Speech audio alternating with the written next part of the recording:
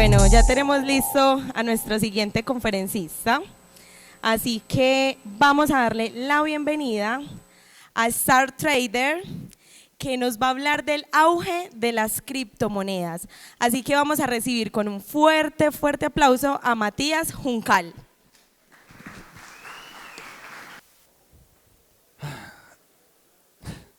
Bueno, muchas gracias a todos por estar acá.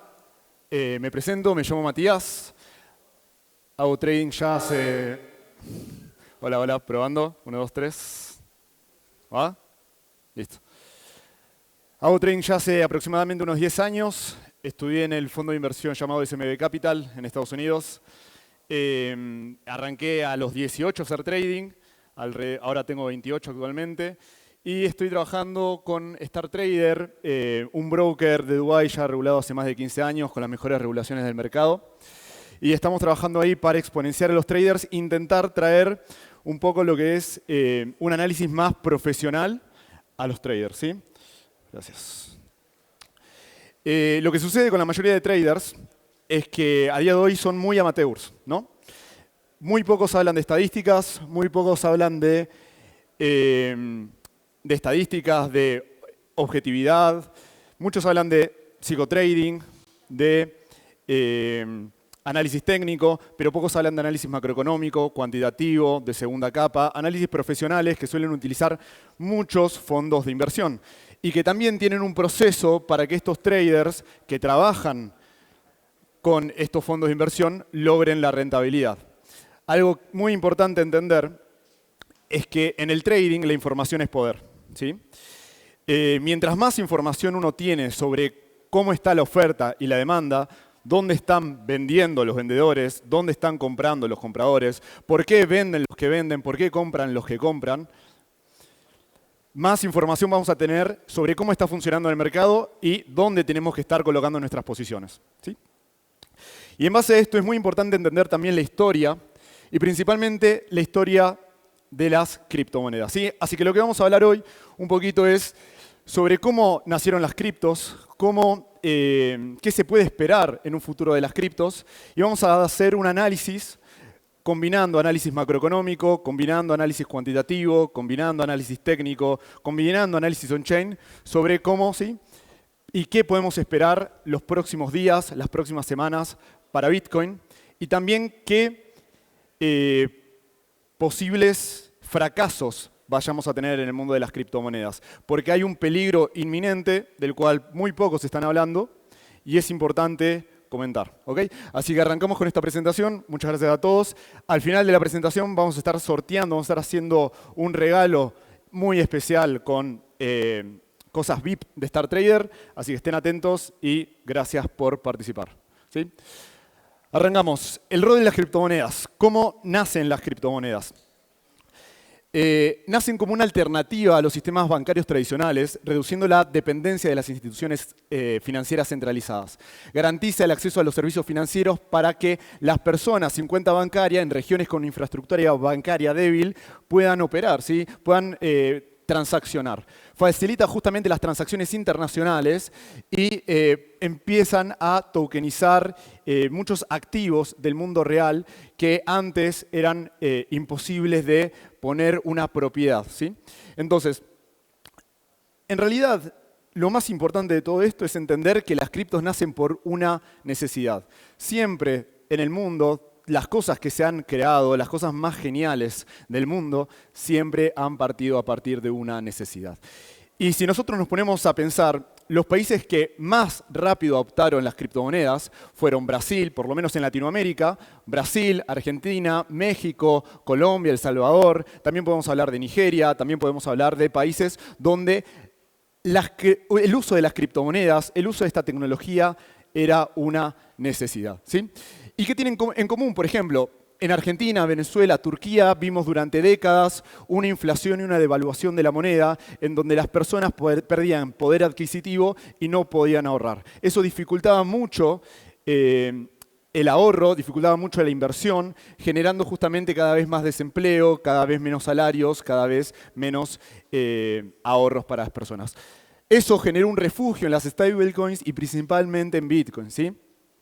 También tenemos en países como Argentina y Nigeria que tenían restricciones cambiarias. Por ejemplo, en Argentina vos tenías el dólar blue, es decir, vos no podías comprar dólar oficial y básicamente el dólar oficial, según los políticos de ese momento, lo registraban como un dólar que valía la mitad de lo que valía realmente en un mercado negro. ¿Okay?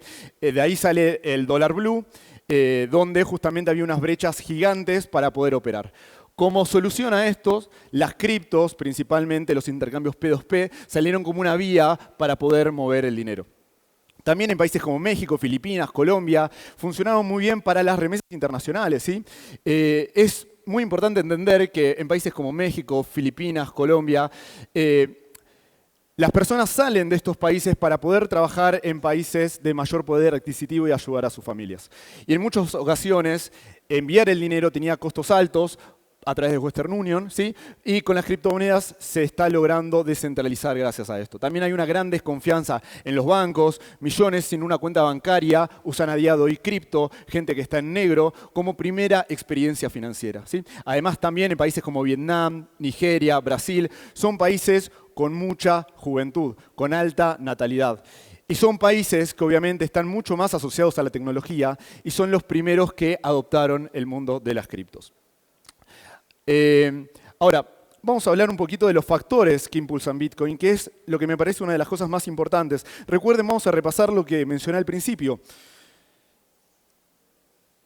Lo más importante en el mundo financiero es la información. Por eso se castiga la información privilegiada en muchos países. Y mientras más información tenés, podés encontrar ineficiencias de mercado que generen dinero antes que los demás, ¿sí? Pero existen formas de obtener información de manera legal, ¿sí? Entonces, empezando a hablar sobre la información más importante que está impactando a Bitcoin en su oferta monetaria a día de hoy, en la oferta y en la demanda, es la macroeconomía. A día de hoy tenemos que la liquidez global es el principal driver del precio de Bitcoin. Si nosotros nos vamos a un gráfico, por ejemplo, acá tenemos un gráfico de... A ver si esto... Bueno, acá tenemos un gráfico de Bitcoin, ¿sí? Vemos por el lado de arriba a Bitcoin, por el lado de abajo al dólar, ¿sí? Y podemos ver en las líneas azules cómo marcan los ciclos de mercado. Ciclos donde hubo impresión de dinero, hubo inyección de dinero y devaluación del dólar. Recuerden, mientras más oferta hay de un activo, normalmente ese activo tiende a devaluarse frente a otros. Y cuando empezaron a imprimir, cuando Estados Unidos empezó a imprimir muchísimo dinero, podemos ver cómo empezó justamente el bull run principal de Bitcoin. Podemos ver cómo el bull run de Bitcoin, el bull run de las criptomonedas, está muy relacionado con lo que es la devaluación del dólar, ¿sí? Como podemos ver en los gráficos también, tanto el pico del halving anterior como el principio de este halving, el principio de este bull run, todos arrancaron con un pico también en la devaluación del dólar. Cuando el dólar sube, Bitcoin cae. Cuando el dólar cae, Bitcoin sube, generando los bull runs, ¿ok? Hay una pequeña excepción, me van a decir Matías, hay una excepción, mirá, en esta parte del gráfico, y yo se las quiero marcar porque es algo muy importante, porque también hay que entender que no solamente la información mueve el mercado, sino también la expectativa de la información, ¿sí? Por ejemplo, no sé si escucharon, ¿alguna vez escucharon compra el rumor, vende la noticia? ¿Sí? ¿Alguien lo escuchó? Famosa frase de Warren Buffett, ¿no? Nosotros vemos en esta fase del mercado, ¿ok? Se logra llegar ahí, a ver, hay un rectángulo naranja. Podemos ver que el dólar está subiendo, mientras que Bitcoin también está subiendo. Hay una descorrelación, porque para que el Bitcoin debería subir, ¿qué pasaría con el dólar? Como comentamos recién, ¿qué tiene que pasar con el dólar para que Bitcoin suba? Bien, perfecto, tiene que bajar. Pero acá lo vemos que el dólar sube, Bitcoin sube. ¿Por qué? Porque se empezó a hablar principalmente de la creación de los ETFs. Una de las cosas más importantes que ha sucedido en el mundo de las criptomonedas este último tiempo y que está impulsando impresionantes subidas, ya que el dinero profesional, el dinero institucional está entrando al mercado. Instituciones, bancos, fondos de inversión que antes no tenían acceso a lo que eran las criptomonedas, empezaron a tenerlo. Pero el mercado no subió cuando crearon el ETF. Empezó a subir 2 a 3 meses antes, cuando se empezó a especular de que de que se iba a crear el ETF de Bitcoin, ¿sí? Y en estos casos vemos que el dólar subía mientras Bitcoin también subía. En el momento, cuando sale el ETF, exactamente en este punto, vemos que Bitcoin cae. ¿Alguien me podría decir por qué Bitcoin cae apenas sale el ETF? Si eso implica una inyección de capital. Por el típico compra el rumor, vende la noticia, ¿sí? Ya la expectativa de que salga el ETF en Bitcoin había arrancado 2 meses antes. Cuando se da la noticia ya no era una sorpresa para nadie. Y los que habían comprado antes vendieron la noticia, ¿sí? Compra el rumor, vende la noticia. El mercado no solamente se mueve por información, sino también se mueve por expectativa. Continuando con esto, ¿qué está impulsando actualmente la demanda en Bitcoin? Además de la devaluación del dólar, vemos una demanda institucional, los ETFs de BlackRock y Fidelity han abierto las compuertas a los flujos institucionales, Bitcoin es cada vez más considerado como un oro digital, ¿sí? Y acá vemos el volumen total acumulado de los ETFs de Bitcoin al contado. Vemos cómo desde la creación del ETF las instituciones no han hecho más que comprar e inyectar dinero a lo que son las criptomonedas. Ahora, ¿qué impulsa a Bitcoin también a alcanzar nuevos niveles récords? Claramente hay un apoyo político y de regulaciones, hay políticas pro-criptos con el gobierno de Trump, especialmente bajo la administración de Trump, incluyendo una propuesta de reserva estratégica de Bitcoin. Pero recordemos, el mercado no solamente se mueve por demanda, también hay que analizar la oferta. Entonces, si hubiera mucha demanda, pero también habría exceso de oferta, no subiría el mercado, se quedaría probablemente plano o incluso hasta bajaría. Lo que está sucediendo y lo que hace tan especial a Bitcoin es que Bitcoin tiene un límite y cada día hay menos Bitcoin porque la gente pierde sus wallets, pierde sus frases semillas y jamás pueden volver a obtener esos bitcoins, jamás pueden volver a obtener estas claves. Entonces hay una escasez que cada vez se vuelve más exponencial y además cada 4 años tenemos un proceso tecnológico llamado el halving que lo que hace es reducir la oferta de Bitcoin a la mitad. Esto junto a la incertidumbre global que tenemos actualmente con las guerras entre Ucrania, Taiwán, eso ha impulsado obviamente la demanda de los activos descentralizados y resistentes a la censura. Muchos países lo utilizan ya que por diferentes restricciones políticas no pueden usar muchos de los medios financieros tradicionales. Ahora, vamos al corto plazo. Me interesa muy importante, me parece hiper importante hablar sobre lo siguiente. Existen ciertos drivers a corto y mediano plazo. Vamos a hablar de macroeconomía, vamos a hacer un análisis para lo que se viene en los próximos días, para lo que se viene en las próximas semanas, para que ustedes estén informados y también lo que se va a venir dentro de un año, fin de año, que es muy importante tener en cuenta. Actualmente, el día 12 de agosto, salió una de las noticias más importantes para el mercado, que es el dato de inflación. ¿Sí? El dato de inflación es de Estados Unidos. ¿Qué sucede? La Fed es una... ¿Conocen la Fed? ¿Sí? Ok, bien, perfecto. La Fed tiene la obligación de mantener la inflación baja y el empleo alto en Estados Unidos.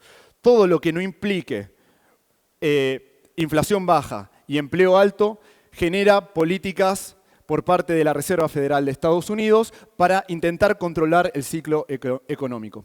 El martes veíamos que la inflación estaba bajando, se dio un CPI anual de 2.7. Y lo que vemos acá es esta línea que tenemos acá, no sé si se llega a apreciar, del 12 de agosto. El mercado, una vez que dio la noticia del CPI y vio que la inflación estaba bajando, eso es algo muy positivo para el precio de Bitcoin. El mercado que hizo fue subir.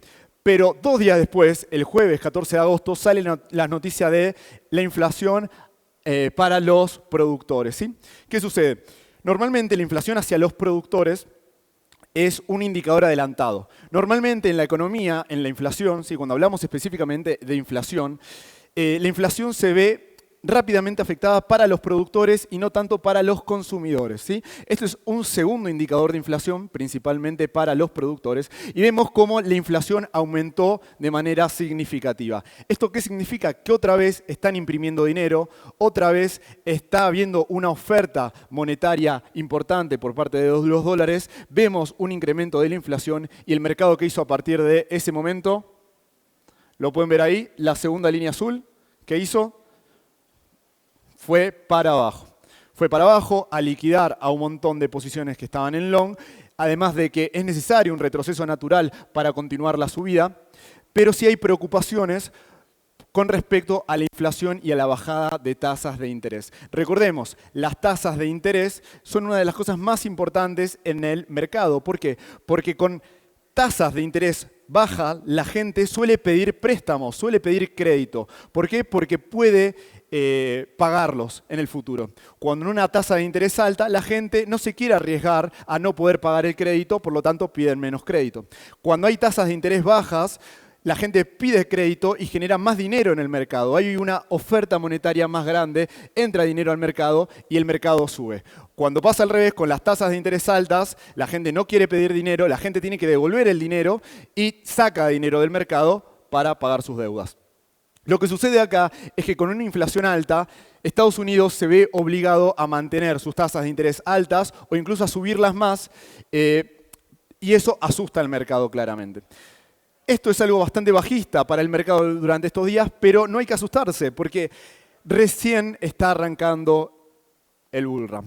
Quiero mostrarles lo siguiente. Lo que ven acá es un indicador que te muestra la cantidad de órdenes de compras y ventas en el mercado. Podemos ver que desde los 110.000 hasta los 113.000 tenemos alrededor de un 65.5% de dominancia en compras. Y solamente vemos un 34.5% de dominancias en ventas. Actualmente en el mercado no está habiendo ventas. Incluso tenemos un soporte de más de 640 de bitcoins esperando a ser comprados en el nivel de los 112.000. Por eso es muy normal en estos días estar viendo algún rebote hacia los 112 para volver a rebotar, ya que hay una gran barrera de absorción. Hay mucha gente que está usando los 112.000 como soporte para Bitcoin, ¿sí? Eso es algo muy positivo para el mercado. Además, no solo eso, sino que también se acaba de activar uno de los indicadores más importantes para Bitcoin. ¿Cuál es? La impresión de dinero. Se acaba de inyectar más de 3.000 millones de dólares impresos en stablecoins, en USDT, en USDC, en la red de Ethereum y en la red de Tron, generando un pico de impresión de stablecoins. Si nosotros vemos, cada vez que se ha dado esta señal, es una señal que alrededor del 87% genera posteriormente una dirección de un mercado alcista, ¿sí? Además, no solamente eso, sino que también el sentimiento actual del mercado es pesimista. Tenemos que el sentimiento está alrededor de un nivel de 35%. Normalmente el techo de mercado siempre se ve con FOMO. ¿Alguien sabe lo que es FOMO acá? ¿Todos sabemos lo que es FOMO? Básicamente es el miedo a perderse una oportunidad. Y el miedo a perderse una oportunidad genera que los traders retails, sin tanto conocimiento en el mercado, compren para justamente no perderse esa oportunidad. Normalmente, cuando existe este FOMO, vemos que el sentimiento del mercado se encuentra alrededor del nivel de 75% y suele ser un techo muy importante para las criptomonedas. En este caso, vemos que no está sucediendo eso, vemos que aún el sentimiento está en 35%, por lo tanto, aún le queda mucho por subir al mercado. Ahora, hay que hablar de algo muy importante que lamentablemente nadie está hablando, y es el inicio de un posible bear market. Aún es pronto para hablar de esto, pero estamos ante las puertas de un posible episodio como el de Lehman Brothers. ¿Alguien sabe lo que pasó con Lehman Brothers? ¿Se acuerdan algo al respecto? Ahí uno levanta la mano, otro por ahí. Básicamente, en términos simples, MicroStrategy, una de las empresas tecnológicas más importantes de la actualidad, está pidiendo deuda para comprar Bitcoin, ¿sí? Estas ganancias que la empresa está obteniendo en Bitcoin las está usando justamente para apalancarse más y pedir más deuda para comprar más Bitcoin. ¿Por qué? Porque ellos se han dado cuenta que suben las acciones de su empresa, ¿no? Cuando uno tiene más dinero, el market cap de la empresa sube, ellos invierten en Bitcoin, el precio de Bitcoin sube, generan más capital, pueden pedir más deuda y se genera un efecto bola de nieve donde cada vez el mercado tiene más y más y más y más y más dinero inyectado, lo que genera inflación, ¿sí? Ahora, ¿qué sucede? Actualmente se están financiando las compras con la deuda corporativa de Michael Saylor, de MicroStrategy, y una emisión de acciones para aumentar su capitalización y así poder pedir más deuda. Ahora, hay un riesgo. Si el precio de Bitcoin cayera fuerte, alrededor se estima de un 25-30%, MicroStrategy cada trimestre probablemente se va a ver obligada a vender sus Bitcoins. Y actualmente MicroStrategy posee 629.000 Bitcoins, alrededor de un 3% del total. Es la empresa que más Bitcoins tiene, ¿sí? Aunque Michael Saylor diga que él nunca va a vender, la realidad es que en una crisis, cuando la empresa necesite liquidez para pagar sus deudas, no le va a quedar otra que vender Bitcoin, porque obviamente no va a aceptar la quiebra. Entonces, un mensaje muy importante para los traders es que hay que estar atentos a los movimientos de MicroStrategy, porque pueden marcar pisos y techos temporales en el mercado. No solamente eso, sino que esta maniobra de financiar compras de Bitcoin con deudas corporativas y la emisión de acciones para aumentar la capitalización y así pedir más deuda, no es una actividad que solamente está haciendo MicroStrategy, es una actividad que están haciendo múltiples empresas a día de hoy en la bolsa americana, porque se han dado cuenta que eso hace que sus acciones exploten. Por ejemplo, MicroStrategy subió alrededor de un 400-500%, mientras que Bitcoin no ha subido tanto en el mismo periodo, ¿sí? Entonces eso genera que los movimientos de las empresas, obviamente, las acciones generen una especie de burbuja monetaria, que en algún momento, tarde o temprano, cuando necesiten liquidez, va a explotar y generará probablemente el inicio del bear market. Aún así, es muy temprano para hablar de un bear market, porque las instituciones siguen comprando, no existen retails, no existen minoristas, no existe FOMO, no existen manos débiles comprando Bitcoin, y solamente Bitcoin va a bajar cuando las instituciones tengan a alguien a quien venderles, ¿sí?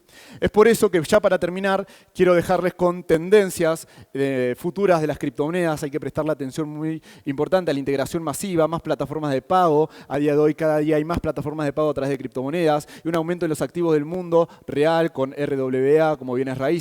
También expansiones en stablecoins, posibles nuevos récords para Bitcoin. Bitcoin podría superar los $150.000, entendiendo el tema de la impresión de dinero, ¿sí? De la liquidez mundial. Y hay una claridad regulatoria. Se espera que Estados Unidos y la Unión Europea concluyan regulaciones integrales sobre las criptomonedas. Espero que les haya gustado. ¿Les fue entretenido la exposición? ¿Aprendieron cosas nuevas? ¿Conocían temas de macroeconomía, temas de blockchain, temas de on-chain, temas de segunda capa? Cosas muy importantes para analizar el mercado. Recuerden que mientras más información tenemos, mejores decisiones podemos tomar. Así que por favor, infórmense, estudien, ¿sí? Que hay muy buenas opciones en el mercado cripto. Además, por último, para cerrar, pueden unirse a Star Trader, acá les dejo el QR, ¿sí? Somos un broker de CFDs que actualmente tiene todos los activos financieros posibles para operar criptomonedas, forex, índices,